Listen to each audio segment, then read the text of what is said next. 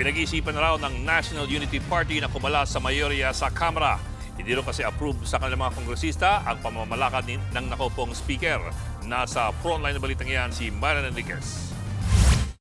Hindi raw kontento ang National Unity Party sa pamumuno ni House Speaker Bogie D. Kaya ayon kay NUP Chairman Deputy Speaker Ronnie Puno, pagpupulungan nila sa session break ng Kongreso ngayong linggo kung mananatili pa ba sila sa mayorya o lilipat na sa minority. Isa sa mga nabanggit ni Puno ang tungkol sa hindi pantay na budget. Sa isang ulat ng Philippine Center for Investigative Journalism, ang distrito ni Speaker D ang nangungunang may pinakamalaking allocation sa House-approved na pondo para sa 2026 DPWH budget. Aabot ito sa kabuang 3.8 billion pesos, habang ang top 2 biggest allocation napunta sa distrito ni Appropriations Committee Chairperson Mika Swansing na nasa 3.4 billion pesos at sinundan ng distrito ng kapatid niyang si Sultan Kudarat, Representative Bella Swansing.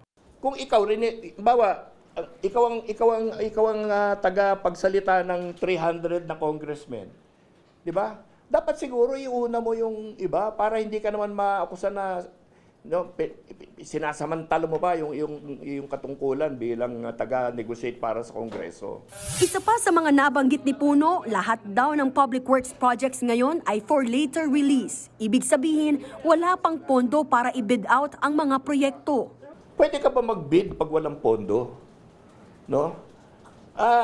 Kung wala pang release sa district, paano i-bid out ng district yun? Wala nga pondo. What the heck is going on? Di ba? Kasi nothing is moving on the construction front for the country. Sana hindi lang naghahanap ng pampatalino itong mga to, no? It is improper. No, and it is a repudiation of the laws that were passed relative to the budget. Giit ni Puno, hindi naman niya pinipersonal si Speaker D. Gusto lang daw niya itong umaksyon. I love the House Speaker, but he is not doing what he is supposed to do.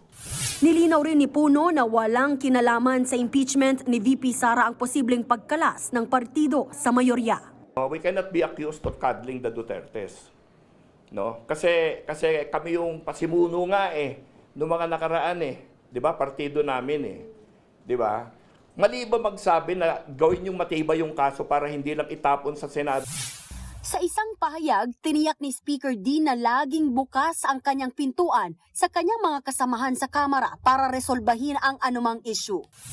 Binigyang diin ng House Speaker na pinagpaguran nila ang agarang pagpasa ng national budget ng malinaw at patas na siyang pinakamahalagang panukala sa lahat. Sa huli, hiniling ni D sa mga kapwa kongresista na pagtuunan ng mga panukalang magpapagaan sa mga pasanin ng taong bayan sa gitna ng krisis sa Middle East. Nagbabalita mula sa Frontline, Marian Enriquez, News 5.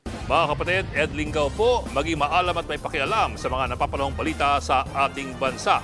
Para sa mas malilimang pagtalakay at paghimay sa mga issue at headlines, mag-follow at mag-subscribe sa social media pages ng News 5.